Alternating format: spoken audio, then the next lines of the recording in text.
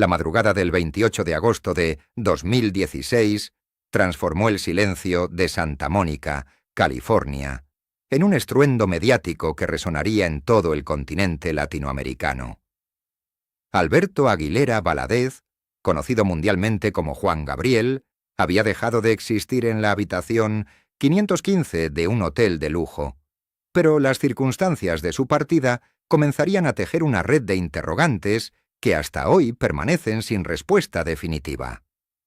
La ambulancia llegó demasiado tarde, los paramédicos nada pudieron hacer, y el parte médico oficial declaró que el corazón del divo de Juárez simplemente se había detenido.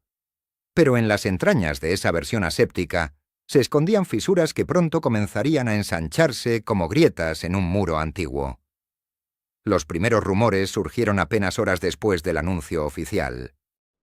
Cuerpo fue cremado con una velocidad que muchos consideraron sospechosa. Apenas días después de la muerte, eliminando cualquier posibilidad de una segunda autopsia o de verificaciones independientes. Las cenizas viajaron a México envueltas en un misterio que se multiplicaría con el paso de las semanas. ¿Por qué tanta premura? ¿Qué secretos ardieron junto con los restos del cantante más querido de México? Pero la muerte física de Juan Gabriel fue apenas el preludio de una batalla mucho más compleja y oscura. Detrás de las lágrimas públicas y los homenajes multitudinarios, comenzó a gestarse una guerra silenciosa por un imperio económico que pocos imaginaban en su verdadera magnitud. Se hablaba de fortunas ocultas en paraísos fiscales, de propiedades dispersas por todo el continente, de regalías que fluían como ríos interminables desde cada rincón donde su música había tocado corazones. Los herederos aparecieron de las sombras, algunos reconocidos, otros negados durante décadas, todos reclamando su parte de un pastel cuyo tamaño real nadie parecía conocer con certeza. Las disputas comenzaron incluso antes de que las flores sobre su tumba se marchitaran. Y entonces surgieron las preguntas que nadie se atrevía a formular en voz alta. ¿Quién era realmente Juan Gabriel más allá del escenario? ¿Qué verdades guardó celosamente durante toda su vida? La llamada al servicio de emergencias 911 se registró exactamente a las 11:42. Una voz entrecortada, masculina, reportaba que un hombre de 66 años había colapsado en el baño de su suite. Los operadores despacharon la ambulancia de inmediato, pero cuando los paramédicos irrumpieron en aquella habitación con vista al Pacífico, la escena que encontraron desató las primeras inconsistencias de una narrativa oficial que comenzaría a desmoronarse con el paso de las semanas. El cuerpo yacía en posición inusual. Uno de los técnicos médicos, cuyo nombre nunca fue revelado públicamente, pero que filtró su testimonio a un periodista de investigación meses después, describió una imagen que no concordaba con un simple infarto. Objetos personales desperdigados, medicamentos sin identificación clara sobre la mesa de noche y una ausencia perturbadora de cualquier intento de reanimación previo a su llegada. El hotel, uno de los más exclusivos de la zona, ordenó a su personal mantener silencio absoluto. Los empleados firmaron acuerdos de confidencialidad bajo amenaza de despido inmediato y posibles acciones legales. Lo que el mundo no supo en esos primeros días fue que Juan Gabriel había llegado a Los Ángeles apenas 72 horas antes de su muerte. Venía de Houston, donde había ofrecido un concierto multitudinario ante más de 50.000 personas. Su energía sobre el escenario parecía intacta, su voz resonaba con la potencia de siempre, y al finalizar el espectáculo había prometido regresar en 3 meses. Ningún testigo reportó signos de fatiga extrema o malestar físico. Sin embargo, al aterrizar en California, el cantante canceló abruptamente 2 compromisos profesionales programados para esa misma semana. La razón oficial: agotamiento por exceso de trabajo. La razón extraoficial, según fuentes cercanas a su círculo íntimo, involucraba una reunión urgente con abogados especializados en patrimonio y sucesiones. Aquella reunión nunca se concretó. El certificado de defunción emitido por las autoridades del Condado de Los Ángeles estableció como causa de muerte un infarto agudo al miocardio. Simple. Concluyente. Sin necesidad de autopsia. La familia autorizó la cremación del cuerpo con una rapidez que sorprendió incluso a los funcionarios del registro civil. Menos de 48 horas después del deceso, las cenizas de Alberto Aguilera Valadez abandonaban territorio estadounidense en un vuelo privado con destino a Ciudad Juárez. No hubo velorio público prolongado. No hubo exámenes toxicológicos detallados. No hubo oportunidad para que peritos independientes revisaran las circunstancias médicas que rodearon su último aliento. Un investigador privado, contratado por un medio de comunicación europeo, intentó acceder a los registros hospitalarios y forenses. Se encontró con muros burocráticos infranqueables. Los documentos habían sido clasificados bajo un extraño amparo legal que invocaba la privacidad del paciente fallecido, pero también una cláusula raramente utilizada que permitía sellar información cuando existían intereses de terceros no relacionados directamente con el caso médico. ¿Qué terceros? ¿Qué intereses? Las preguntas quedaron flotando en el aire contaminado de rumores y especulaciones. Lo que sí se filtró, a través de canales no oficiales, fue el contenido de una conversación telefónica que Juan Gabriel sostuvo la noche anterior a su muerte. Habló durante 40 minutos con un abogado radicado en Miami, especialista en blindaje patrimonial y estructuras corporativas offshore. La conversación versó sobre la urgencia de modificar testamentos, redistribuir activos y proteger ciertas propiedades de posibles reclamaciones futuras. El abogado, que solicitó anonimato para esta reconstrucción, recordaba la voz del cantante como inusualmente tensa, casi paranoica. Mencionó la palabra traición en 3 ocasiones. Habló de proteger lo que construí de quienes creen tener derecho sin haberlo ganado. Y pronunció una frase que el letrado no olvidaría jamás. Si algo me pasa, quiero que sepan que no fue casualidad. 24 horas después, Juan Gabriel estaba muerto. El patrimonio que dejaba tras de sí no era una simple fortuna. Era un imperio construido con 500 canciones inmortales, regalías que fluían desde cada rincón del planeta donde se escuchara música en español, propiedades en 3 países, derechos de autor valuados en cifras que los expertos estimaban entre 600 millones y 1.200 millones de dólares. Una montaña de dinero que, según documentos posteriores revelarían, no tenía un único heredero claro ni un testamento definitivo que zanjara disputas. Sus 4 hijos reconocidos oficialmente, Iván Gabriel, Joan Gabriel, Hans Gabriel y Jean Gabriel, aparecían como beneficiarios naturales. Pero en los días posteriores al funeral comenzaron a emerger otros nombres. Personas que afirmaban parentescos ocultos. Mujeres que presentaban actas de nacimiento de supuestos hijos no reconocidos. Empresarios que exhibían contratos firmados décadas atrás y nunca cumplidos.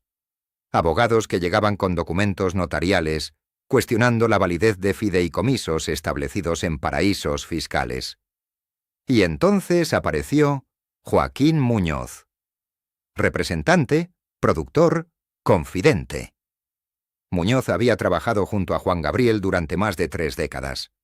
Lo conocía en sus momentos de gloria y en sus crisis más profundas. Compartían secretos que ningún contrato podía sellar. Y fue precisamente Muñoz quien, apenas 2 semanas después de la cremación, concedió una entrevista que sacudiría los cimientos de la narrativa oficial. En aquella conversación televisada, transmitida en horario estelar y vista por millones de personas, Muñoz dejó caer una bomba informativa. Juan Gabriel había planificado su desaparición. No su muerte, sino su retiro absoluto del ojo público. Según el testimonio del productor, el cantante estaba exhausto de la fama, harto de las presiones, temeroso de conflictos familiares que ya presentía inevitables. La idea era fingir su fallecimiento, desaparecer en algún rincón apartado del mundo y vivir sus últimos años en paz absoluta, lejos de reflectores y micrófonos. La versión sonaba delirante, conspirativa, propia de teorías descabelladas que circulan en redes sociales sin mayor fundamento. Pero Muñoz no llegaba con las manos vacías. Exhibió fotografías fechadas, supuestamente después del 28 de agosto. Presentó mensajes de texto que, según él, provenían de un número telefónico que Juan Gabriel utilizaba en privado. Habló de testigos que habrían visto al cantante en una zona rural de Michoacán, viviendo bajo identidad falsa. Las autoridades mexicanas desestimaron rápidamente estas afirmaciones. Las californianas guardaron silencio incómodo. Los hijos de Juan Gabriel emitieron un comunicado lacónico. Nuestro padre ha partido y descansa en paz.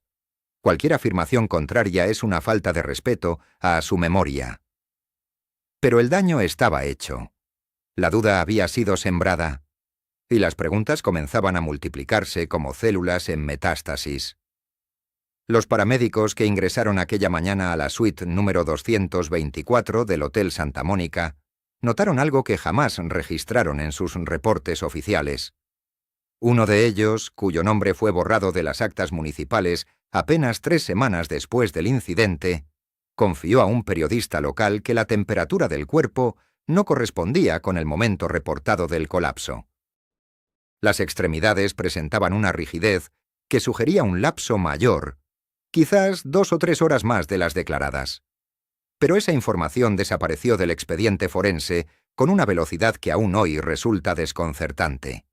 El certificado de defunción oficial llegó firmado apenas 4 horas después. Infarto agudo al miocardio, sin autopsia, sin análisis toxicológico completo.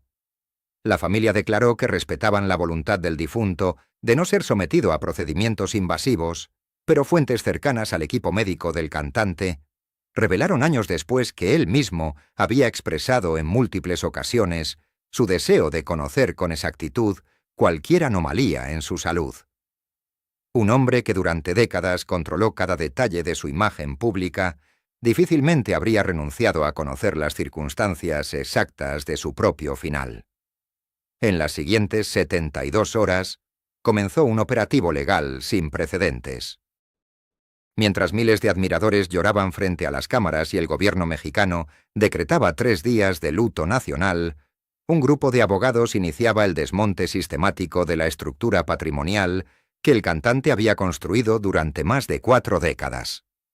Las empresas registradas a su nombre en territorio estadounidense comenzaron a cambiar de titularidad con una sincronización perfecta, casi militar. Alguien sabía exactamente dónde buscar, qué documentos firmar, cuáles cuentas congelar antes de que la maquinaria judicial mexicana pudiera siquiera parpadear. El testamento que salió a la luz pública resultó ser una declaración holográfica fechada en el año 1998. Un documento manuscrito de apenas 2 páginas donde el cantante designaba como únicos herederos universales a sus 4 hijos: Iván Gabriel, Joan Gabriel, Hans Gabriel y Jan Gabriel. Nombres artísticos que ocultaban identidades legales más complejas: Guillermo, Pablo, Alberto y Luis. 4 jóvenes cuyas actas de nacimiento contenían fechas, lugares y circunstancias que jamás fueron reveladas completamente al público. 4 herederos que desde el primer momento enfrentaron una pregunta incómoda. Si ese testamento era válido, ¿por qué razón el cantante había seguido generando documentos legales durante los siguientes 18 años sin actualizar sus disposiciones? La respuesta llegó en forma de rumor desde las oficinas notariales de Los Ángeles, California. Un segundo testamento, este elaborado por despachos especializados en fortunas millonarias, habría sido redactado apenas 6 meses antes de la muerte.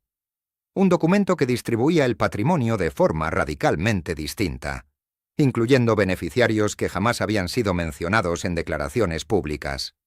Fundaciones educativas en Michoacán, instituciones de asistencia a niños en Parácuaro, fideicomisos ciegos en paraísos fiscales del Caribe. Pero ese documento jamás llegó a los tribunales. Jamás.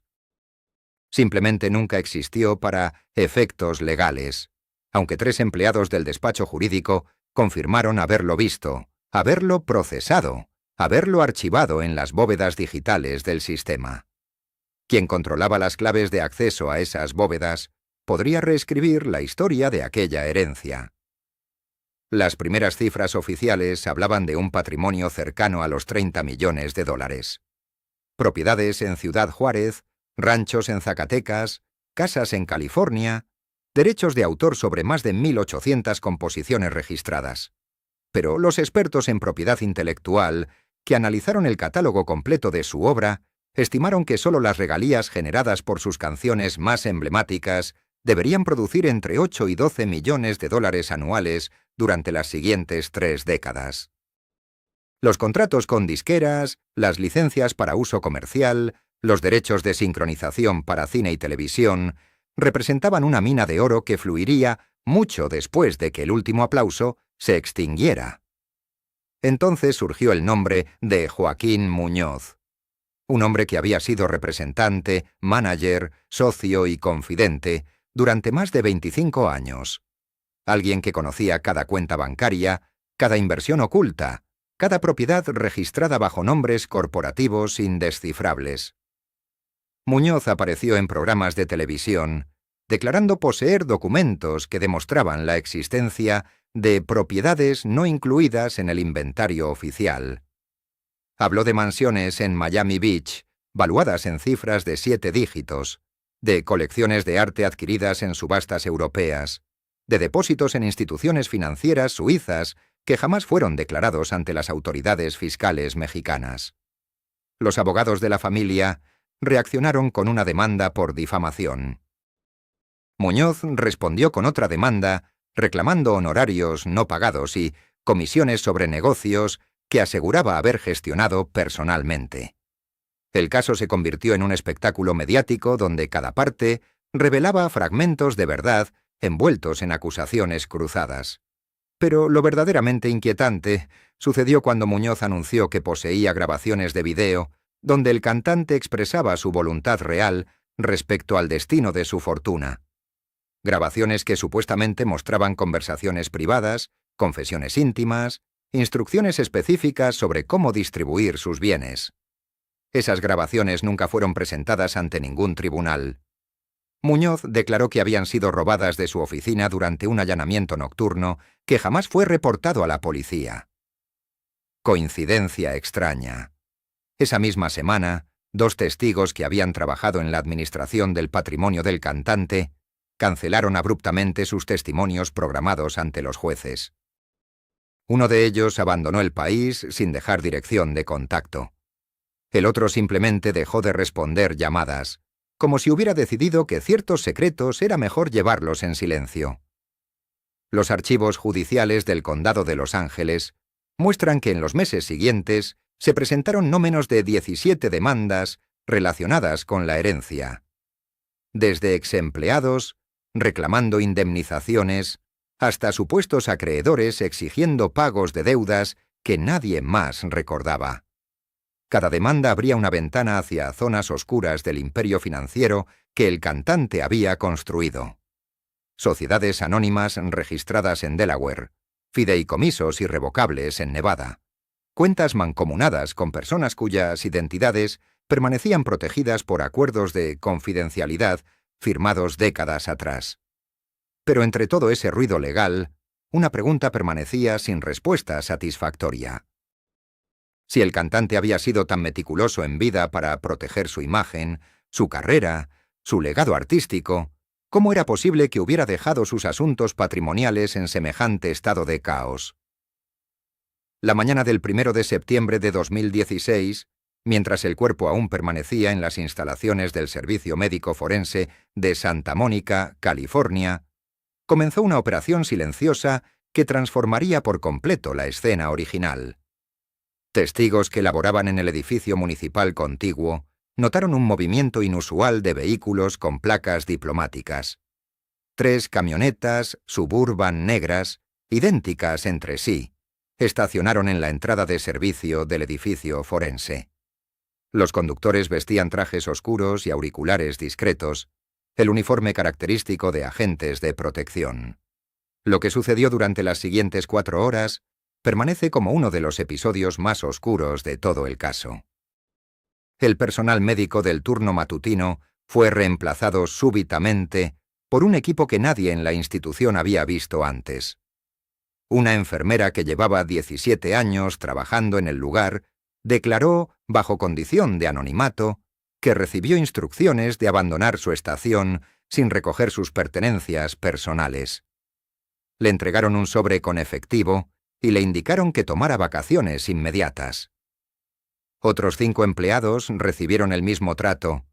Ninguno regresó jamás a su puesto. Los registros oficiales de ingreso y salida del edificio forense correspondientes a esa mañana desaparecieron de los archivos digitales. Las cámaras de seguridad, que funcionaban perfectamente el día anterior, presentaron una falla técnica simultánea que duró exactamente 3 horas y 40 minutos. Cuando el sistema se restauró, las imágenes mostraban únicamente pasillos vacíos y puertas cerradas. Un abogado que trabajaba en un despacho situado en el segundo piso del edificio de enfrente observó algo que nunca pudo explicarse por completo. Desde su ventana, con vista directa a la zona de carga del forense, vio cómo descendían de una de las camionetas al menos 8 personas vestidas con batas médicas. Llevaban maletas metálicas, similares a las que utilizan los equipos de investigación forense especializados. Permanecieron en el interior durante más de 2 horas. Cuando salieron, las maletas parecían considerablemente más pesadas. 2 personas necesitaban cargar cada una. El abogado comentó lo observado con un colega durante el almuerzo. Esa misma tarde, recibió una llamada telefónica. Una voz masculina, educada pero firme, le sugirió que había confundido las fechas, que probablemente se trataba de otro día, que su memoria le jugaba malas pasadas debido al estrés laboral. La conversación duró menos de 3 minutos. El abogado nunca volvió a mencionar el tema públicamente. Mientras tanto, en la Ciudad de México, comenzaba otra operación paralela igual de inquietante. A las 7 de la mañana, hora del centro de México, un grupo de 6 personas ingresó a las oficinas administrativas de la casa productora que manejaba los asuntos comerciales del artista. Llegaron con una orden judicial expedida apenas 90 minutos antes por un juzgado que habitualmente no tramitaba este tipo de procedimientos. La orden autorizaba la revisión inmediata de todos los documentos financieros y contratos vigentes. La secretaria que abrió las oficinas aquella mañana recordaría siempre la eficiencia militar con la que operó aquel equipo. No hablaban entre ellos. Se comunicaban mediante gestos y miradas. Cada uno sabía exactamente qué buscar y dónde encontrarlo. En menos de 40 minutos habían fotografiado cientos de documentos, copiado información de 4 computadoras y vaciado 2 archiveros completos. Cuando terminaron, recogieron todo con una precisión que sugería un entrenamiento previo específico para esta operación.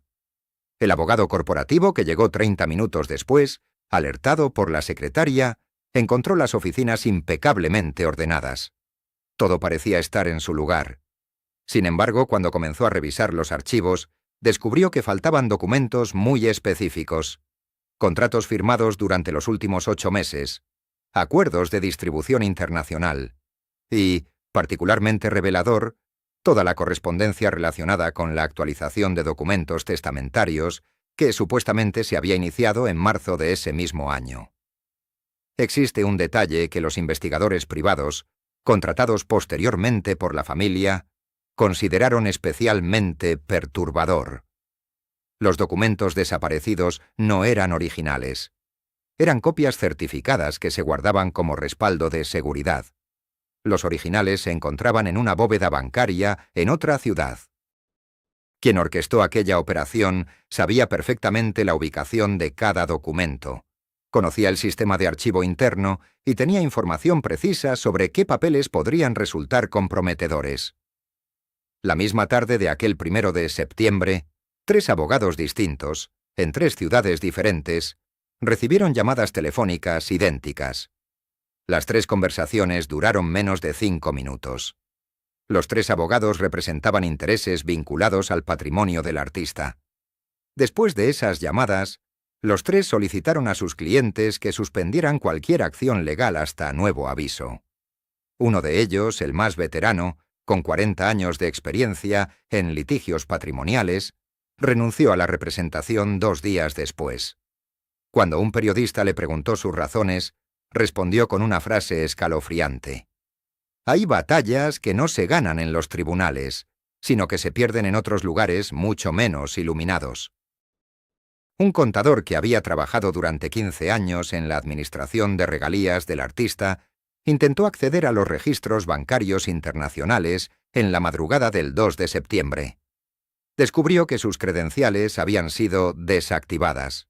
Llamó al banco en las Islas Caimán, donde se centralizaban varias cuentas. Le informaron que la cuenta había sido transferida a otra institución. Cuando preguntó cuándo había ocurrido eso, la respuesta lo dejó helado. La transferencia se había ejecutado a las 11 de la noche del 31 de agosto, hora local de las islas.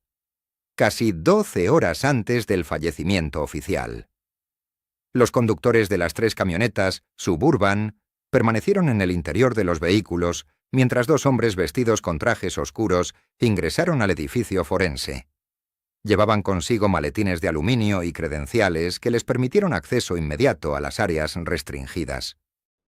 Lo que ocurrió durante las siguientes 4 horas jamás fue documentado en los registros oficiales del Servicio Médico Forense.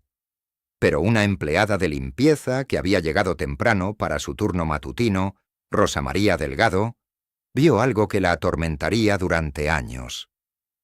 A través de una ventana alta del pasillo de servicio, observó cómo esos hombres fotografiaban cada centímetro del cuerpo. Tomaban muestras que depositaban en recipientes especiales y realizaban mediciones con instrumentos que ella jamás había visto en sus 17 años trabajando en esas instalaciones. Delgado describió posteriormente, en una declaración que nunca llegó a formar parte del expediente oficial, que uno de los hombres sostenía un dispositivo electrónico similar a un escáner que pasaba repetidamente sobre el pecho y el cuello del difunto.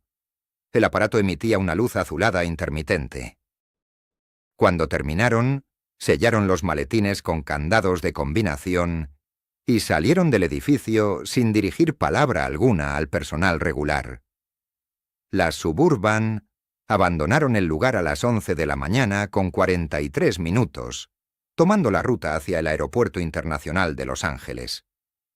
Rosa María Delgado intentó comentar lo que había presenciado con su supervisora, pero ésta le advirtió con firmeza que olvidara todo lo visto si valoraba su empleo y su tranquilidad. 3 semanas después, Delgado renunció abruptamente y se mudó con su familia a Phoenix, Arizona, cortando todo contacto con sus antiguos compañeros de trabajo. Mientras esto sucedía en California, en la Ciudad de México, se desarrollaba un operativo paralelo que pocos relacionarían con los acontecimientos de Santa Mónica. El equipo de abogados que representaba los intereses patrimoniales del cantante se reunió en las oficinas de una firma legal ubicada en Paseo de la Reforma, en el piso 22 de una torre corporativa. Eran exactamente las 9 de la mañana. La reunión había sido convocada con apenas 3 horas de anticipación, un detalle inusual tratándose de asuntos de semejante magnitud. Participaron 7 abogados, 2 notarios públicos y 3 personas cuya identidad jamás fue revelada públicamente. Estas últimas permanecieron de pie junto a las ventanas panorámicas, observando la ciudad mientras los juristas discutían documentos que habían aparecido misteriosamente esa misma madrugada. Los documentos en cuestión no eran testamentos ni actas notariales convencionales. Se trataba de contratos firmados en diferentes momentos de las últimas 2 décadas, algunos tan antiguos como de 1994. Otros tan recientes como de 2015. Establecían compromisos financieros, transferencias de derechos de autor, acuerdos de confidencialidad y cláusulas de protección patrimonial que convertían la estructura legal de la fortuna en un laberinto impenetrable. Pero lo verdaderamente perturbador de esos papeles no era su complejidad jurídica, sino las firmas que los respaldaban. Además de la rúbrica del cantante, aparecían otras firmas de personas que, según los registros públicos, no deberían tener conexión alguna con sus asuntos personales o profesionales. Una de esas firmas pertenecía a un empresario libanés radicado en Monterrey, Nuevo León, cuyo nombre aparecía en documentos fechados en 1998. Este hombre, Fadi Nassar, había construido su fortuna en la industria textil y posteriormente en bienes raíces. Su relación con el cantante nunca fue publicitada ni mencionada en ninguna biografía oficial. Sin embargo, los contratos demostraban que Nassar había fungido como intermediario en al menos 17 operaciones inmobiliarias realizadas entre 1998 y 2006. Las propiedades adquiridas mediante estas transacciones no figuraban bajo el nombre del artista ni de sus familiares directos, sino bajo razones sociales, registradas en paraísos fiscales del Caribe y Centroamérica. Otro nombre que apareció en esa documentación secreta pertenecía a una mujer identificada solamente como Guadalupe M.R., residente de Juárez, Chihuahua. Los contratos indicaban que esta persona había recibido transferencias mensuales por montos considerables desde el año 2002 hasta 2016. El concepto de los pagos estaba codificado bajo términos jurídicos ambiguos: asesoría personal, servicios de administración privada, compensación por gestiones confidenciales. Ningún medio de comunicación logró establecer quién era realmente Guadalupe M. R., qué servicios había prestado, ni por qué razón ameritaba pagos sostenidos durante 14 años ininterrumpidos. Los abogados reunidos esa mañana en las oficinas de Paseo de la Reforma recibieron instrucciones precisas de las 3 personas que permanecían junto a las ventanas. Todos los documentos debían ser resguardados en cajas de seguridad bancarias distribuidas en diferentes instituciones financieras. Nada podía ser digitalizado ni copiado. Las firmas notariales debían ser verificadas nuevamente, aunque ya constaban en los expedientes originales. Y lo más importante, ninguna información sobre estos contratos podía ser revelada a los herederos legales hasta que se cumplieran ciertas condiciones que no fueron especificadas durante la reunión. Cuando los juristas preguntaron cuáles eran esas condiciones y quién tenía autoridad para determinar su cumplimiento, las 3 personas misteriosas simplemente abandonaron la sala de juntas sin responder. Esa misma tarde, en la residencia principal del cantante ubicada en Ciudad Juárez, los hijos del artista se encontraron con que las cerraduras electrónicas de la propiedad habían sido reprogramadas. Ninguna de las llaves ni códigos que poseían funcionaba. Cuando intentaron comunicarse con la empresa de seguridad que monitoreaba el inmueble, les informaron que el contrato de servicio había sido cancelado esa madrugada mediante una orden firmada digitalmente con las credenciales legales correspondientes. La cancelación incluía la desactivación inmediata de todos los sistemas de acceso. Los hijos presentaron una denuncia ante las autoridades locales, argumentando que se trataba de su patrimonio familiar y que tenían derecho legal de acceso. Pero la respuesta que recibieron fue desconcertante. Según los registros públicos consultados por el Ministerio Público, esa propiedad ya no figuraba bajo el nombre del difunto cantante. Había sido transferida a un fideicomiso internacional registrado en Panamá 3 días antes del fallecimiento. ¿Cómo era posible que una propiedad fuera transferida legalmente cuando su titular aún vivía, sin que nadie en la familia tuviera conocimiento de la operación? Los documentos que posteriormente obtuvieron los herederos mediante recursos legales mostraban que el trámite había sido realizado con todas las formalidades requeridas: firmas notariales, apostillas internacionales, comprobantes de pago de impuestos. Todo en perfecto orden legal. Demasiado perfecto, considerando que el cantante se encontraba en ese momento de gira, presentándose ante miles de personas cada noche, aparentemente sin tiempo para gestionar operaciones inmobiliarias complejas en jurisdicciones extranjeras. El caso de la residencia de Juárez no fue un incidente aislado. Durante las semanas siguientes, los herederos descubrieron que otras propiedades, vehículos de lujo, cuentas bancarias y derechos de autor habían sido transferidos o comprometidos mediante instrumentos legales que impedían su disposición inmediata. La fortuna que todos suponían ascendía a cifras extraordinarias parecía haberse evaporado, fragmentada en una red de fideicomisos, sociedades offshore y contratos que requerirían años de litigio para desentrañar. La empleada de limpieza, que había llegado temprano para su turno matutino, recordaría para siempre lo que vio aquella madrugada. Su testimonio, recogido años después en una grabación clandestina que circuló entre periodistas de investigación, revelaba detalles que jamás aparecieron en ningún informe oficial. Según su relato, uno de los hombres de traje oscuro portaba un equipo fotográfico profesional, mientras el otro llevaba instrumentos médicos que ella jamás había visto en ese lugar.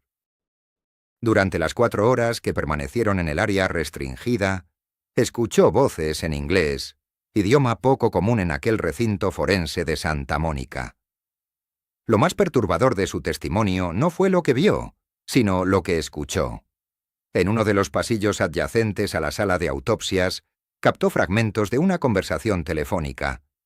El hombre de mayor edad hablaba con alguien en español, pero con un acento que ella identificó como centroamericano, quizás salvadoreño o guatemalteco.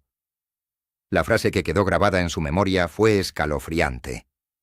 El hombre dijo con voz firme que todo estaba procediendo según lo planeado, que los documentos serían entregados antes del mediodía y que la familia no debía enterarse de ciertos hallazgos. Cuando aquellos visitantes misteriosos abandonaron el edificio, la empleada notó que uno de los maletines de aluminio lucía considerablemente más pesado que cuando ingresaron. Años después, cuando intentaron localizarla para ampliar su testimonio, la mujer había desaparecido. Su último domicilio conocido en Los Ángeles estaba abandonado, y sus vecinos aseguraron que se había marchado precipitadamente una noche de octubre del año 2017, dejando la mayoría de sus pertenencias. Mientras estos acontecimientos se desarrollaban en California, en Ciudad Juárez comenzaba a gestarse una batalla legal que transformaría la disputa por la herencia en un laberinto jurídico sin precedentes en la historia del espectáculo mexicano.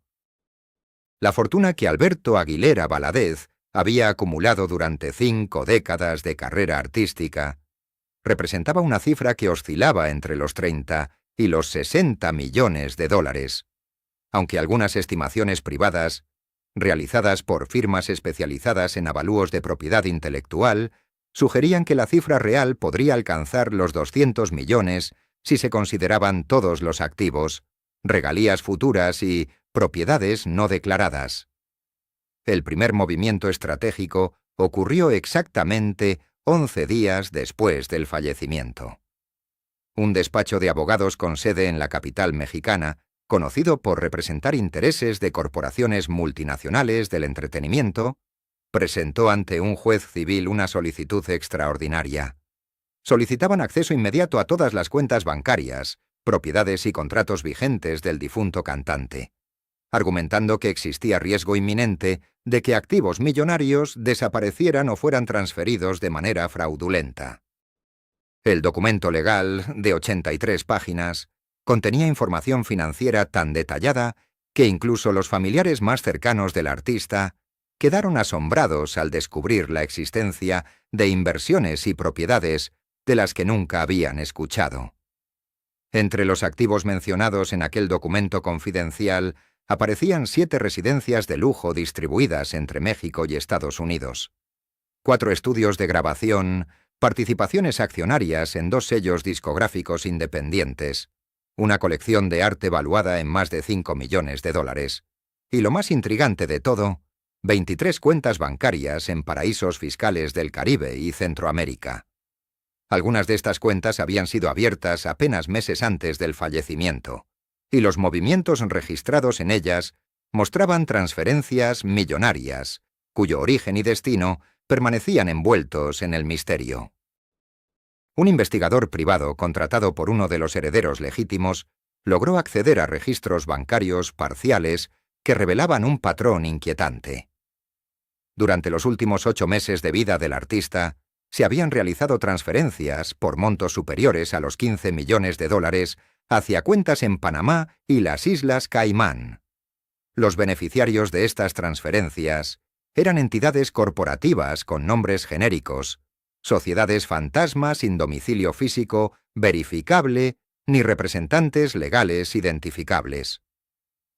Cuando las autoridades fiscales intentaron rastrear el destino final de esos fondos, se encontraron con muros impenetrables de confidencialidad bancaria y estructuras corporativas diseñadas específicamente para ocultar la identidad de los verdaderos propietarios. La persona que había orquestado esta compleja ingeniería financiera permanecía en las sombras. Los documentos legales mencionaban únicamente a un apoderado legal identificado con las iniciales LMGE, quien supuestamente había recibido poderes notariales amplísimos apenas 6 meses antes del deceso. Cuando los abogados de la familia solicitaron conocer la identidad completa de este misterioso apoderado, se encontraron con una respuesta desconcertante. Según la notaría que había certificado los poderes, el EMG era un ciudadano extranjero que había presentado documentación aparentemente legítima, pero cuando intentaron verificar su identidad con las autoridades migratorias, descubrieron que no existía registro alguno de entrada o salida del país de ninguna persona con esas iniciales en las fechas correspondientes. Paralelamente a esta investigación financiera, comenzaron a surgir testimonios de personas que aseguraban haber visto al cantante en circunstancias extraordinarias durante las semanas previas a su muerte. Un empleado de una casa de empeño de lujo en Beverly Hills recordaba que un hombre con las características físicas del artista había visitado el establecimiento en 2 ocasiones durante el mes de julio de aquel año. En ambas visitas, el cliente había mostrado interés en adquirir documentos de identidad alternativos y había preguntado sobre los procedimientos para transferir activos a nombres corporativos sin dejar rastro. El empleado, quien proporcionó su testimonio bajo condición de anonimato, aseguró que el visitante pagó en efectivo una suma superior a los $80,000 por servicios de asesoría que nunca fueron especificados en ningún recibo oficial. Otro testimonio perturbador provino de un médico privado que había atendido al cantante durante años. En una declaración confidencial que posteriormente fue filtrada a la prensa, el galeno reveló que su paciente había manifestado en repetidas ocasiones temor por su seguridad personal. Mencionaba que personas desconocidas lo seguían, que recibía llamadas amenazantes en horarios nocturnos y que sospechaba que alguien de su círculo íntimo estaba proporcionando información confidencial sobre sus movimientos y su estado de salud a terceros interesados. El médico también reveló un detalle escalofriante. Durante su última consulta, realizada apenas 4 días antes del fallecimiento, el cantante había solicitado copias de todos sus expedientes médicos y había preguntado explícitamente si existía alguna manera de falsificar resultados de análisis clínicos.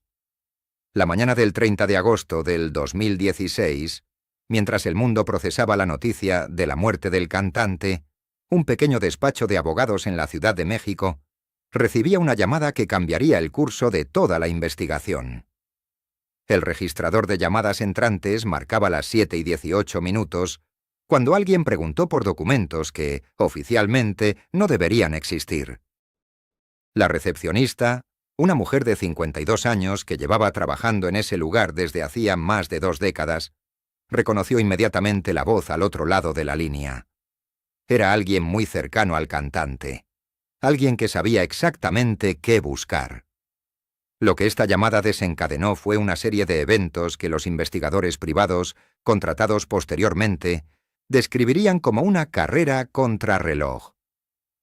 Según documentos obtenidos de fuentes judiciales, existían al menos 3 testamentos diferentes firmados por el cantante en distintos periodos de su vida. El primero databa del año 1994. El segundo había sido redactado en el 2002 y el tercero llevaba fecha del 2011. Cada uno de ellos contradecía al anterior de manera fundamental, distribuyendo la fortuna entre beneficiarios completamente diferentes. Un notario que había trabajado en varios de estos documentos accedió a hablar bajo condición de anonimato absoluto. Su testimonio, grabado en una habitación de hotel en Guadalajara durante el invierno del 2017, reveló detalles perturbadores. El cantante había acudido a su oficina en 4 ocasiones distintas para modificar su testamento, y en cada visita estaba acompañado por personas diferentes. En la primera ocasión llegó solo, nervioso, midiendo cada palabra. En la segunda lo acompañaba un hombre de aspecto formal que tomaba notas constantemente. En la tercera visita había llegado con un abogado estadounidense, cuyo nombre el notario recordaba perfectamente, pero se negaba a revelar. La cuarta vez había llegado con alguien que se presentó como asesor financiero internacional. Lo verdaderamente inquietante era que ninguno de estos testamentos mencionaba la totalidad real del patrimonio. Mientras los documentos oficiales hablaban de propiedades en México y Estados Unidos, las investigaciones posteriores revelaron la existencia de cuentas bancarias en al menos 7 países diferentes: Panamá, Suiza, Islas Caimán, Luxemburgo y otros 3 territorios cuya mención específica podría comprometer la investigación en curso. El monto total dispersado en estas cuentas superaba ampliamente cualquier cifra mencionada en documentos públicos. Un contador forense contratado por una de las partes en disputa descubrió algo que helaba la sangre. Entre los años 2008 y 2015 se habían realizado transferencias sistemáticas desde las cuentas principales del cantante hacia una estructura corporativa extremadamente compleja con sede en un país centroamericano. Estas transferencias, siempre realizadas en cantidades que no activaran alertas bancarias internacionales, sumaban en total una cifra que oscilaba entre los 120 y 150 millones de dólares. El dinero había sido fragmentado y redistribuido a través de al menos 23 sociedades diferentes, cada una registrada bajo nombres que no guardaban relación aparente con el cantante. El verdadero misterio residía en quién controlaba efectivamente estas sociedades. Los documentos de constitución mostraban nombres de prestanombres, ciudadanos locales sin ninguna conexión aparente con la industria musical o con México. Sin embargo, un investigador que se especializa en rastrear flujos financieros internacionales encontró un patrón revelador. Todas estas sociedades habían sido constituidas en ventanas temporales muy específicas, siempre después de grandes giras internacionales del cantante, y siempre precedidas por reuniones documentadas en hoteles de lujo con abogados especializados en planificación patrimonial offshore. Uno de los hijos del cantante, en una declaración judicial que intentó ser sellada pero que fue filtrada a la prensa, mencionó haber encontrado en la casa familiar una caja fuerte oculta detrás de un cuadro en el estudio privado. Dentro de esa caja había documentos que él describió como contratos de distribución de derechos de autor, firmados con entidades que él jamás había escuchado mencionar. Algunos de estos documentos estaban redactados en inglés, otros en francés y al menos 2 en alemán. Todos llevaban sellos notariales de países donde el cantante supuestamente nunca había residido de manera permanente. La declaración más perturbadora vino de un banquero privado europeo que manejaba cuentas de clientes latinoamericanos de alto patrimonio. En una conversación grabada sin su conocimiento durante una conferencia financiera en Zúrich, este hombre mencionó haber asesorado personalmente a un cliente mexicano muy famoso sobre cómo estructurar su patrimonio de manera que fuera prácticamente imposible de rastrear o reclamar legalmente. Describió un esquema donde los derechos de autor de las canciones habían sido vendidos a una fundación con sede en Liechtenstein, la cual a su vez había licenciado estos derechos a múltiples compañías distribuidoras alrededor del mundo. El dinero generado nunca regresaba directamente a México, sino que circulaba a través de un laberinto financiero diseñado para optimizar impuestos y principalmente para mantener el patrimonio fuera del alcance de cualquier reclamación familiar. Cuando los abogados de los herederos intentaron acceder a estas cuentas y estructuras, se encontraron con muros legales prácticamente infranqueables.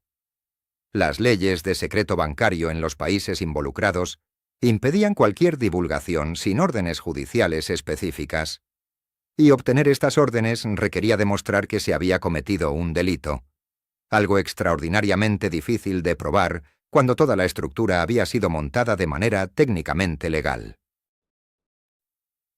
Un periodista de investigación que llevaba años siguiendo el rastro del dinero en la industria musical mexicana, reveló algo más. Durante la última década de su vida, el cantante había recibido múltiples ofertas de compra de su catálogo musical completo.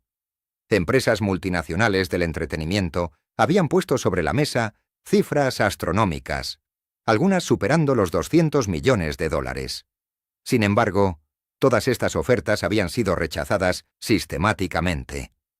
La pregunta que nadie podía responder era ¿por qué alguien rechazaría semejante fortuna garantizada? A menos que el catálogo ya hubiera sido comprometido de alguna manera que no aparecía en ningún registro público. Los meses que siguieron a la muerte del cantante vieron desfilar por los juzgados a docenas de personas reclamando ser beneficiarios legítimos. Algunos presentaban documentos aparentemente auténticos. Otros basaban sus reclamos en promesas verbales supuestamente hechas por el cantante. Pero la batalla más feroz se libraba en las sombras, entre abogados especializados en derecho internacional que peleaban por acceder a aquellas cuentas ocultas que representaban la verdadera fortuna. La construcción de vidrio ahumado en el distrito financiero de Los Ángeles guardaba un silencio perturbador aquella tarde de noviembre del 2017. En el piso 24, detrás de puertas con cerraduras biométricas, 3 ejecutivos de una firma de auditoría forense revisaban documentos que habían llegado de manera anónima 2 días antes. Los papeles, marcados con sellos notariales de 4 países diferentes, contenían información sobre movimientos financieros que transformaban por completo la narrativa oficial de la fortuna del cantante. No se trataba simplemente de propiedades y regalías musicales. Los registros mostraban una red de inversiones tan compleja que parecía diseñada específicamente para que nadie pudiera seguir el rastro completo del dinero. El auditor principal, un hombre de 63 años con 35 de experiencia en casos de fortunas ocultas, confesaría meses después a un periodista, bajo condición de anonimato, que jamás había visto algo similar. Las transacciones atravesaban paraísos fiscales, fondos fiduciarios ciegos, sociedades anónimas registradas en jurisdicciones donde la opacidad era la norma. Cada capa revelaba otra capa. Cada documento conducía a 10 documentos más. Y lo más inquietante, varias de las transferencias más significativas se habían realizado en las 72 horas previas a la muerte del artista. En un sobre Manila separado del resto, alguien había incluido fotocopias de extractos bancarios de una institución financiera en las Islas Caimán. Las cuentas estaban a nombre de entidades corporativas que, tras una investigación minuciosa, conducían a fideicomisos establecidos entre 1998 y 2003. Los beneficiarios finales permanecían ocultos tras estructuras legales laberínticas, pero los montos eran asombrosos. Depósitos regulares que sumaban cifras de 7 dígitos cada trimestre durante más de una década. El origen declarado del dinero era ambiguo, catalogado bajo términos genéricos como servicios de consultoría o derechos de imagen internacional. Lo que ningún medio de comunicación había reportado públicamente era la existencia de un testamento anterior. No el documento presentado ante las autoridades mexicanas en agosto del 2016, sino otro, fechado el 12 de abril del 2011 y autenticado ante un notario en Santa Mónica, California. Este documento había sido mencionado brevemente en una demanda judicial presentada por uno de los herederos en disputa, pero la mención desapareció misteriosamente de los archivos judiciales tras una audiencia privada celebrada a puertas cerradas. 3 abogados que participaron en aquella reunión firmaron acuerdos de confidencialidad tan estrictos que incluían cláusulas penales millonarias por violación del secreto profesional. Sin embargo, una copia parcial de aquel testamento llegó a manos de un notario jubilado en Guadalajara. El hombre, de 78 años, había trabajado durante décadas documentando transacciones inmobiliarias y declaró haber recibido el sobre por correo certificado, sin remitente identificable. Las páginas que conservaba mostraban disposiciones radicalmente diferentes a las del testamento posterior. Propiedades específicas eran asignadas a personas cuyos nombres nunca habían aparecido en ninguna controversia pública. Ciertos bienes quedaban bajo administración de un fideicomiso, cuyo propósito declarado era proteger a individuos cuya identidad debía permanecer confidencial, por razones que el documento describía como de seguridad personal y protección familiar. El notario intentó contactar a las autoridades judiciales correspondientes en 3 ocasiones durante el mes de enero del 2018. Sus llamadas fueron transferidas entre departamentos. Las citas prometidas nunca se concretaron. Los mensajes quedaron sin respuesta. El 23 de febrero de ese mismo año, el hombre sufrió un infarto masivo mientras caminaba hacia su automóvil después de comprar el periódico matutino. Los paramédicos que llegaron al lugar encontraron su maletín abierto sobre el pavimento, con papeles dispersos por el viento. Ninguno de los documentos relacionados con el testamento fue recuperado. La familia del notario, al revisar su oficina doméstica días después del funeral, descubrió que el archivero donde guardaba copias de seguridad había sido forzado. Faltaban únicamente las carpetas correspondientes a 2017 y 2018.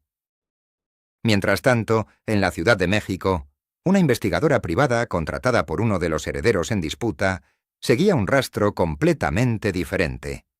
Su trabajo la había llevado a revisar registros migratorios, entradas y salidas del país durante los últimos 30 años de vida del cantante. Los patrones que emergieron revelaban algo extraordinario: viajes frecuentes y regulares a ciertas ciudades que no coincidían con giras musicales, presentaciones o eventos públicos documentados. Houston, Miami, San Diego. Pero también destinos menos esperados. Madrid en fechas que no correspondían con ninguna actuación programada. São Paulo sin conciertos registrados. Vancouver sin apariciones mediáticas. La investigadora logró identificar direcciones específicas visitadas durante esos viajes. Una casa en un suburbio tranquilo de Houston, donde el cantante había sido visto en múltiples ocasiones entre 2005 y 2013. Un apartamento en un edificio residencial de Miami, registrado bajo el nombre de una sociedad cuyo único accionista era un abogado que también manejaba varias de las entidades corporativas vinculadas a los fideicomisos descubiertos por los auditores en Los Ángeles. Una propiedad en las afueras de Madrid, donde vecinos recordaban haberlo visto llegar siempre de noche, permaneciendo encerrado durante días antes de partir nuevamente sin previo aviso. Los testimonios recogidos por la investigadora pintaban un cuadro inquietante de doble vida meticulosamente organizada. El cantante mantenía estas propiedades bajo absoluto secreto, visitándolas sin séquito, sin guardaespaldas, sin el aparato de seguridad que normalmente lo acompañaba en sus giras. Llegaba conduciendo el mismo vehículos rentados bajo nombres diferentes, entraba por garajes privados, evitaba cualquier interacción que pudiera generar reconocimiento público. En Houston, una vecina recordaba haberlo visto jugando en el jardín trasero con 2 niños que nunca aparecían cuando él no estaba. En Miami, el encargado del edificio mencionaba entregas regulares de alimentos y suministros, programadas siempre para horarios específicos, cuando el apartamento estaba ocupado. Pero fue en Ciudad Juárez donde la investigación tomó su giro más perturbador. Un registro de propiedad fechado en 1994 mostraba la adquisición de una casa modesta en una colonia de clase media. La transacción se había realizado a través de intermediarios, pagada en efectivo, sin hipoteca ni financiamiento. La propiedad nunca fue vendida. Los impuestos se pagaban puntualmente cada año mediante transferencias automáticas desde una cuenta cuyo titular era otra entidad corporativa. Durante 21 años, aquella casa permaneció habitada por una mujer y sus hijos. Los vecinos la conocían, la saludaban, compraba en las tiendas locales, llevaba a los niños a la escuela del barrio. Nadie sospechaba conexión alguna con el cantante más famoso de México. Hasta que, 3 semanas después de su muerte, 2 abogados llegaron con documentos que acreditaban que aquella propiedad formaba parte de un patrimonio considerablemente más amplio del que nadie había imaginado. Los abogados no hablaron con la prensa. La mujer y su familia desaparecieron de Ciudad Juárez en menos de 48 horas, dejando la casa vacía y cerrada. Los intentos por localizarlos fracasaron. Los registros migratorios no mostraban salidas del país bajo sus nombres. Los teléfonos quedaron desconectados. Las cuentas bancarias fueron cerradas. Era como si nunca hubieran existido, excepto por los recuerdos de vecinos que confirmaban haberlos conocido durante más de 2 décadas. Y excepto por un detalle que nadie pudo explicar, fotografías encontradas por un reportero local mostraban a los niños de aquella casa con rasgos faciales que resultaban inquietantemente familiares para cualquiera que conociera bien el rostro del cantante. La madrugada del 23 de febrero del 2018 trajo consigo una revelación que nadie esperaba. En una pequeña oficina notarial de Guadalajara, una mujer de aproximadamente 60 años entregó un sobre lacrado que había permanecido en su custodia durante más de 2 décadas. El notario que recibió aquel documento recordaría después el temblor en las manos de la mujer, sus ojos enrojecidos por el llanto contenido durante años, y las palabras que pronunció antes de desaparecer en la niebla matutina. Él me pidió que esperara hasta que todos dijeran su verdad. Ahora es momento de que sepan la mía. El contenido de aquel sobre transformó por completo la narrativa que el mundo conocía sobre el patrimonio del Divo de Juárez. No se trataba de cifras bancarias ni de propiedades inmobiliarias. Era algo mucho más profundo, más humano, más devastador.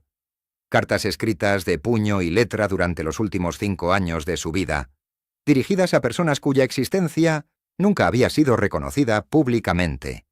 Confesiones nocturnas plasmadas en papel con una caligrafía que se volvía más temblorosa con cada página, como si la pluma pesara más que el secreto mismo. Los investigadores forenses que tuvieron acceso a esos documentos encontraron referencias a un encuentro que habría ocurrido en Santa Fe, Nuevo México, durante el verano del 2011. Según las cartas, Juan Gabriel había viajado en absoluto secreto a aquella ciudad, hospedándose bajo un nombre falso en un modesto hotel alejado de las rutas turísticas. Los registros del establecimiento confirmaron la estancia de un hombre que coincidía con su descripción, acompañado por 2 personas cuya identidad permanecía protegida bajo seudónimos en el libro de huéspedes. Durante 3 días completos, aquel trío permaneció encerrado en una suite, sin recibir visitas ni realizar llamadas desde la línea del hotel. Lo que ocurrió en aquellas 72 horas representa uno de los enigmas más perturbadores de toda esta historia. Un empleado del servicio de habitaciones recordaba haber escuchado voces elevadas, seguidas de largos silencios y sollozos. En una ocasión, al entregar una orden de comida, alcanzó a ver documentos esparcidos sobre la mesa, algunos con fotografías adjuntas que mostraban a personas en diferentes etapas de sus vidas. Cuando el compositor abandonó el hotel, dejó una propina extraordinariamente generosa y una nota escrita a mano que decía: «Gracias por respetar el silencio de quienes necesitan ser escuchados». Las cartas revelaban además la existencia de un fideicomiso creado en el año 2005, administrado por un despacho legal de Phoenix, Arizona. A diferencia de los fideicomisos conocidos públicamente, este había sido estructurado con un nivel de confidencialidad que bordeaba lo paranormal. Los beneficiarios estaban identificados únicamente mediante códigos alfanuméricos, y los fondos provenían de regalías de canciones específicas que nunca aparecieron en los estados financieros oficiales. Se trataba de composiciones que Juan Gabriel había registrado bajo nombres artísticos diferentes, en países donde las leyes de propiedad intelectual permitían ese tipo de anonimato estratégico. Un analista financiero, especializado en patrimonio artístico, reveló años después, bajo condición de anonimato absoluto, que había identificado al menos 17 canciones que generaban ingresos sustanciales y cuyos beneficiarios reales permanecían ocultos tras estructuras corporativas en Panamá, Luxemburgo y las Islas Caimán. Cuando intentó rastrear el destino final de esos recursos, encontró una red tan compleja de transferencias y conversiones que resultaba prácticamente imposible determinar quiénes eran los receptores últimos. Solo pudo confirmar que cada trimestre, como un reloj suizo, pequeñas cantidades llegaban a cuentas bancarias en ciudades aparentemente sin conexión entre sí: Monterrey, San Antonio, Chicago, Miami, Barcelona. La investigación periodística más exhaustiva sobre este tema la realizó un reportero independiente que dedicó 3 años completos a seguir el rastro del dinero. Lo que descubrió lo obligó a cambiar de domicilio en 2 ocasiones y a contratar seguridad privada después de recibir amenazas cuya procedencia nunca pudo determinar. Según sus notas, localizó a 5 personas que habían recibido apoyo financiero regular durante décadas, todas ellas vinculadas al cantante, a través de circunstancias que permanecían celosamente guardadas. Ninguna aceptó hablar públicamente, pero en conversaciones privadas confirmaron que Juan Gabriel había asumido responsabilidades que iban mucho más allá de lo que cualquier contrato legal podría exigir. Una de estas personas, cuya identidad permanece protegida bajo el seudónimo de Elena, accedió a una entrevista única grabada en audio sin video. Su voz, distorsionada electrónicamente, relataba cómo durante 30 años había recibido ayuda que le permitió criar a 2 hijos, pagar sus estudios universitarios y establecer un pequeño negocio que ahora sostenía a 3 familias. Jamás firmó documento alguno. Jamás se le exigió nada a cambio. Cada mes, como una bendición silenciosa, los recursos llegaban puntualmente. Cuando preguntaron si alguna vez había conocido personalmente al compositor, guardó un silencio tan largo que los técnicos de audio creyeron que la grabación se había interrumpido. Finalmente, con la voz quebrada por la emoción, susurró: él sabía lo que significa cargar con el peso de la verdad no dicha. Los últimos meses de investigación revelaron algo aún más impactante. En una caja de seguridad localizada en Suiza, bajo el nombre de una fundación cultural aparentemente dedicada al apoyo de artistas emergentes, se encontraron instrucciones detalladas para la distribución de recursos que debían ejecutarse 20 años después de su muerte. Los montos especificados sumaban una fortuna considerable, destinada a personas que en su mayoría aún eran menores de edad cuando el documento fue redactado. Las instrucciones incluían una carta final, dirigida a quienes recibirían ese legado tardío, explicando las razones del silencio prolongado y pidiendo comprensión para decisiones tomadas en circunstancias que el mundo exterior nunca comprendería completamente. El misterio de la herencia de Juan Gabriel trasciende las cifras bancarias y las propiedades inmobiliarias. Se trata de un laberinto de afectos protegidos, responsabilidades asumidas en silencio, y una concepción del amor y la familia que desafiaba todas las convenciones sociales de su época. Su verdadero legado no está en los bienes materiales disputados en tribunales, sino en las vidas transformadas por su generosidad invisible, en los sueños cumplidos gracias a su apoyo anónimo, en las familias sostenidas por su compromiso inquebrantable con responsabilidades que eligió asumir sin buscar reconocimiento público. La fortuna real del Divo de Juárez no se mide en pesos ni en propiedades. Se mide en las lágrimas de gratitud de quienes continúan guardando su secreto, protegiendo su memoria, honrando el pacto de silencio que sellaron con él en vida y que mantendrán hasta que la última verdad pueda finalmente ser revelada sin causar más dolor que alivio. Noche sin dejar rastro alguno. Dentro del sobre, escritas con la caligrafía inconfundible de Alberto Aguilera Valadez, aparecían instrucciones precisas sobre cuentas bancarias en 3 países diferentes, sociedades anónimas registradas bajo nombres que nadie había escuchado jamás, y una lista de propiedades que duplicaba el inventario oficial presentado ante las autoridades mexicanas. Los abogados que tuvieron acceso a esos papeles quedaron paralizados. Uno de ellos confesó años después, bajo estricto anonimato, que las cifras revelaban una fortuna que superaba por mucho los $30 millones que se manejaban públicamente. Hablamos de inversiones inmobiliarias en Houston, Miami y Los Ángeles, de derechos de autor depositados en fideicomisos inaccesibles, de acuerdos comerciales firmados en la última década de su vida que generaban millones de dólares anuales. La pregunta inevitable resonaba en cada despacho legal. Si esa riqueza existía realmente, ¿por qué fue ocultada con tanto celo? ¿Por qué nadie en la familia inmediata conocía su magnitud exacta? Mientras los tribunales continuaban procesando las demandas entre los hijos biológicos y aquellos que reclamaban reconocimiento póstumo, surgió un testimonio perturbador. Un contador que trabajó para el cantante durante 15 años reveló en una entrevista televisiva que Juan Gabriel había establecido un sistema de pagos mensuales a más de 20 personas distintas, distribuidas por todo el continente americano. Ninguna de esas transferencias aparecía en los registros fiscales oficiales. Ninguna tenía justificación aparente en términos comerciales. Cuando el periodista le preguntó si podía identificar a los beneficiarios, el contador bajó la mirada y simplemente respondió que había firmado acuerdos de confidencialidad que lo obligaban al silencio perpetuo. Los rumores se multiplicaron como sombras en la oscuridad.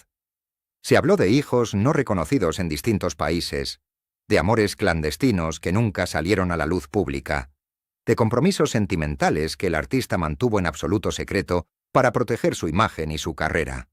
Una periodista de espectáculos que siguió de cerca la vida del cantante durante 3 décadas, aseguró haber visto fotografías comprometedoras en poder de una persona muy cercana al círculo íntimo, imágenes que revelaban facetas desconocidas de su vida privada, momentos capturados en la intimidad de su rancho en Parácuaro, donde solo los amigos más leales tenían acceso. Las disputas legales por la herencia se extendieron durante años, convirtiendo los juzgados en campos de batalla donde cada parte presentaba documentos contradictorios, testimonios opuestos, versiones irreconciliables de la verdad. Los hijos reconocidos reclamaban su derecho legítimo sobre el patrimonio visible, mientras que otros personajes emergían de las sombras con certificados de nacimiento, pruebas de ADN, cartas manuscritas que supuestamente demostraban vínculos sanguíneos o compromisos morales que el cantante habría asumido en vida.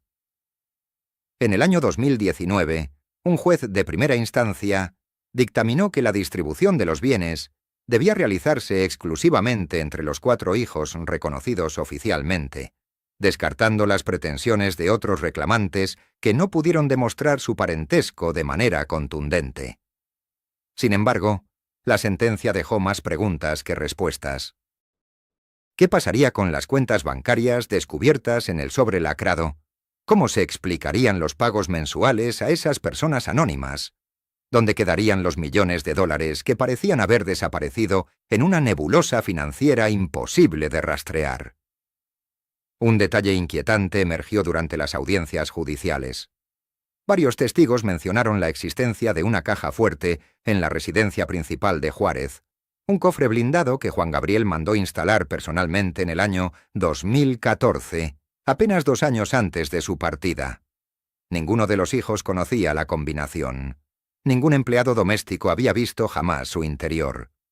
Cuando finalmente los peritos lograron abrirla, encontraron únicamente un cuaderno de pasta dura, con páginas amarillentas por el tiempo, llenas de anotaciones escritas en un código personal que nadie pudo descifrar completamente. Las primeras páginas contenían números, fechas, iniciales de nombres, direcciones incompletas. En los márgenes aparecían frases sueltas, pensamientos íntimos, reflexiones sobre el amor, la soledad, el precio de la fama. Una de esas anotaciones decía textualmente: «Lo que el mundo no sabe es que el amor verdadero no necesita apellidos ni documentos legales. El amor simplemente existe, aunque deba permanecer oculto para siempre». Los peritos grafológicos confirmaron que la letra correspondía efectivamente al cantante. Pero el significado profundo de esas palabras continúa siendo objeto de especulación. Entonces apareció ella, una mujer de nacionalidad española que había trabajado como asistente personal del artista durante los últimos 8 años de su vida. Se presentó ante los medios con una maleta llena de correspondencia privada, videos caseros filmados en momentos de intimidad familiar, fotografías que nunca fueron publicadas. Su testimonio fue devastador. Aseguró que Juan Gabriel vivió atormentado durante décadas por la imposibilidad de revelar públicamente aspectos fundamentales de su identidad, que la presión social y las expectativas de millones de admiradores lo obligaron a construir una imagen que no correspondía totalmente con su realidad interior. Según esta mujer, cuyo nombre completo fue protegido por orden judicial, el cantante había redactado al menos 3 testamentos diferentes a lo largo de su vida. El primero, elaborado en la década de los 80, cuando apenas comenzaba su ascenso internacional. El segundo, en los 90, tras el nacimiento de sus hijos. El tercero, pocos meses antes de morir, cuando ya presentía que su tiempo se agotaba. Cada uno de esos documentos contenía disposiciones contradictorias, beneficiarios distintos, instrucciones que se anulaban mutuamente. La pregunta que nadie podía responder era: ¿cuál de ellos reflejaba verdaderamente la voluntad final del artista? Los abogados de la familia intentaron desacreditar el testimonio de la asistente española, argumentando que se trataba de una oportunista que buscaba obtener beneficios económicos aprovechándose de la confusión legal. Sin embargo, ella presentó documentos notariados, contratos de trabajo firmados, transferencias bancarias que demostraban pagos mensuales sustanciales realizados por el cantante a su favor durante años. Más inquietante aún, exhibió un poder legal otorgado apenas 3 semanas antes de la muerte, donde Juan Gabriel le concedía autoridad para tomar decisiones sobre ciertos aspectos de su patrimonio en caso de que él quedara incapacitado. La batalla legal tomó dimensiones internacionales. Autoridades fiscales de Estados Unidos comenzaron investigaciones sobre posibles evasiones tributarias, considerando que gran parte de los ingresos del artista provenían de presentaciones realizadas en territorio estadounidense. Las discrepancias entre las cifras declaradas y las transacciones bancarias descubiertas sugerían irregularidades que podrían alcanzar cifras millonarias. Los herederos se vieron obligados a contratar equipos de contadores forenses para reconstruir décadas de movimientos financieros, rastrear cada dólar, explicar cada inversión. Durante ese proceso surgieron revelaciones perturbadoras sobre la estructura empresarial que el cantante había construido alrededor de su figura. Existían al menos 12 empresas registradas en su nombre o en el de prestanombres, cada una dedicada a aspectos diferentes del negocio musical: producción discográfica, gestión de derechos de autor, organización de conciertos, comercialización de mercancía. Algunas de esas compañías operaban desde paraísos fiscales en el Caribe, otras tenían sede en Panamá. Varias más funcionaban desde Delaware, con estructuras corporativas opacas que dificultaban rastrear los flujos de capital. Un investigador financiero contratado por uno de los herederos descubrió algo asombroso. En los últimos 5 años de vida, Juan Gabriel había transferido aproximadamente $8 millones a una fundación privada establecida en Suiza.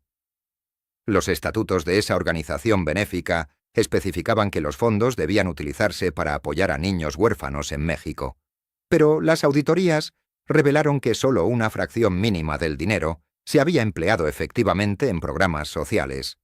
El resto permanecía depositado en cuentas bancarias helvéticas, protegido por las estrictas leyes de confidencialidad suizas, inaccesible para las autoridades mexicanas.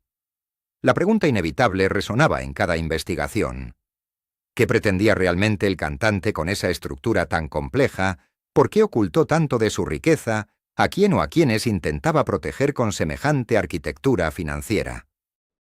Los psicólogos especializados en comportamiento de celebridades sugirieron que quizás se trataba de un mecanismo de control, una manera de mantener poder sobre sus seres queridos, incluso después de la muerte, garantizando que ciertas verdades permanecieran ocultas para siempre.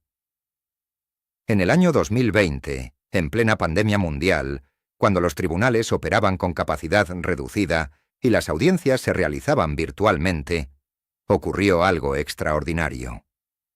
Un sobre llegó por correo certificado a la oficina del juez encargado del caso. El remitente no existía en ningún registro civil. La dirección correspondía a un edificio demolido años atrás. Dentro había un documento mecanografiado, sin firma, que afirmaba ser una confesión póstuma del propio Juan Gabriel, redactada supuestamente en sus últimas semanas de vida. El texto era desgarrador. Hablaba de amores imposibles, de hijos concebidos en circunstancias extraordinarias, de compromisos morales que lo atormentaron durante décadas. Mencionaba nombres que nunca habían aparecido en las investigaciones previas, lugares que nadie asociaba con el cantante, eventos que supuestamente ocurrieron en la más absoluta clandestinidad. Los peritos grafológicos no pudieron autenticar el documento porque estaba impreso digitalmente, sin rastro de escritura manual. Los expertos en análisis lingüístico concluyeron que el estilo correspondía efectivamente con la manera de expresarse del artista, pero eso no constituía prueba suficiente de autenticidad. El juez decidió finalmente que el documento carecía de valor probatorio legal, pero su contenido filtrado a la prensa generó un nuevo terremoto mediático. Los programas de espectáculos dedicaron horas enteras a analizar cada párrafo, cada insinuación, cada revelación contenida en esas páginas misteriosas. Surgieron teorías sobre la identidad del verdadero remitente, especulaciones sobre quién tendría interés en desestabilizar el proceso judicial, conjeturas sobre la existencia de algún beneficiario oculto que intentaba forzar una renegociación de la herencia. Mientras tanto, los hijos reconocidos continuaban su vida intentando procesar no solamente el dolor de la pérdida, sino también la complejidad abrumadora de desentrañar el legado paterno.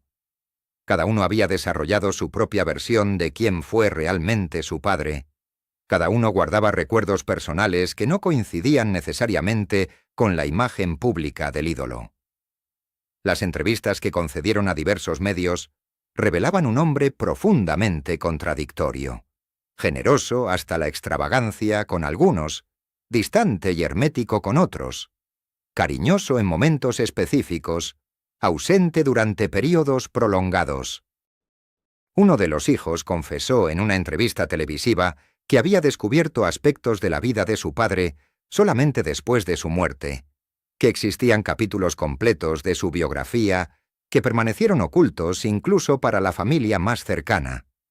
Habló de llamadas telefónicas misteriosas que el cantante recibía en la madrugada, de viajes repentinos sin explicación aparente, de momentos en que su padre parecía cargar con un peso invisible, una tristeza profunda que ninguna cantidad de éxito profesional lograba aliviar completamente.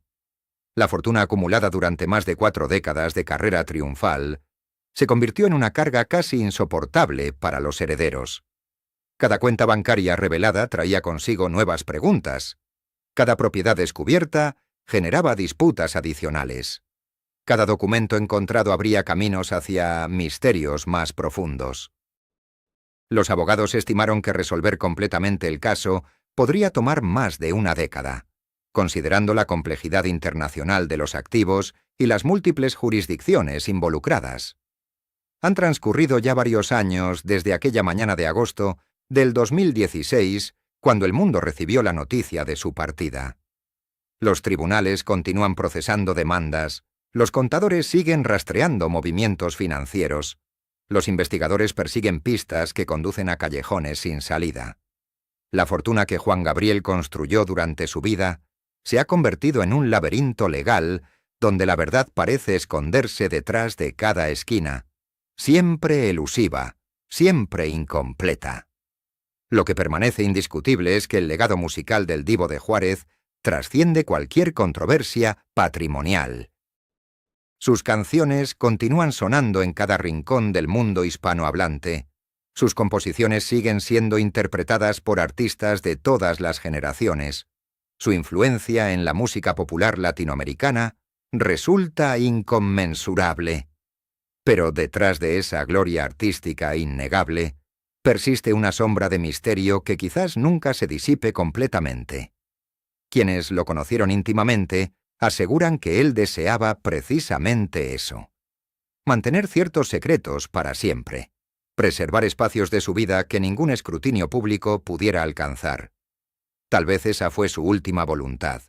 Su manera de conservar algo de intimidad en una existencia vivida casi completamente bajo los reflectores. O quizás, como sugieren algunos, se trataba de proteger a personas que amó profundamente, de salvaguardar relaciones que el mundo no estaba preparado para comprender o aceptar. La mujer que entregó aquel sobre lacrado en Guadalajara nunca volvió a aparecer. Las autoridades intentaron localizarla sin éxito, como si se hubiera desvanecido en el aire. Su identidad permanece siendo uno más de los enigmas que rodean esta historia. ¿Era simplemente una empleada cumpliendo instrucciones recibidas años atrás? ¿O representaba algo más significativo en la vida secreta del cantante? Nadie puede responder con certeza. Los archivos judiciales continúan acumulando testimonios contradictorios, documentos que se contradicen entre sí, versiones irreconciliables de los mismos eventos. Cada parte involucrada defiende su verdad con convicción absoluta. Cada abogado argumenta desde perspectivas que parecen provenir de realidades paralelas. La justicia avanza lentamente, tratando de reconstruir el rompecabezas incompleto que Juan Gabriel dejó tras de sí. Hoy, mientras las disputas legales continúan su curso interminable, millones de personas en todo el mundo siguen cantando sus canciones sin conocer la complejidad dramática que se esconde detrás de ese legado. Escuchan. Amor eterno sin saber las batallas jurídicas que se libran en su nombre. Bailan. Querida sin imaginar los secretos financieros que permanecen ocultos. Lloran con hasta que te conocí, ignorando las verdades que quizás nunca saldrán completamente a la luz. La fortuna que construyó durante su extraordinaria carrera permanece fragmentada entre cuentas bancarias dispersas por el mundo, propiedades en litigio, derechos de autor cuya titularidad sigue siendo objeto de controversia. Las disputas familiares continúan generando titulares esporádicos en la prensa de espectáculos, cada nuevo desarrollo legal reabriendo heridas que parecían comenzar a sanar. Y mientras tanto, el misterio de quién fue realmente Juan Gabriel, qué secretos guardó hasta el final, a quienes amó verdaderamente, permanece envuelto en sombras que el tiempo parece profundizar en lugar de disipar. Tal vez nunca conoceremos la verdad completa. Tal vez esa sea precisamente la intención, el último acto de un artista que supo como nadie manejar la distancia entre la imagen pública y la realidad privada. Lo único certero es que su historia continúa fascinando, generando preguntas, desafiando nuestras certezas sobre la fama, la fortuna y el precio que algunos deben pagar por alcanzar la gloria. Agradecemos profundamente tu atención al acompañarnos en este recorrido por los misterios que rodean el legado de uno de los artistas más grandes de nuestra cultura. Si esta investigación despertó tu curiosidad, te invitamos a suscribirte a nuestro canal para no perderte futuras revelaciones sobre historias que trascienden lo aparente. Regálanos un like si consideras que este contenido merece ser compartido y, sobre todo, déjanos en los comentarios tu opinión sobre estos acontecimientos que continúan generando interrogantes. ¿Qué piensas realmente sobre esta historia? ¿Qué verdades crees que permanecen ocultas? ¿Qué secretos imaginas que el divo de Juárez se llevó consigo para siempre? Tu perspectiva enriquece este diálogo sobre un legado que trasciende la música para convertirse en un enigma cultural de nuestro tiempo.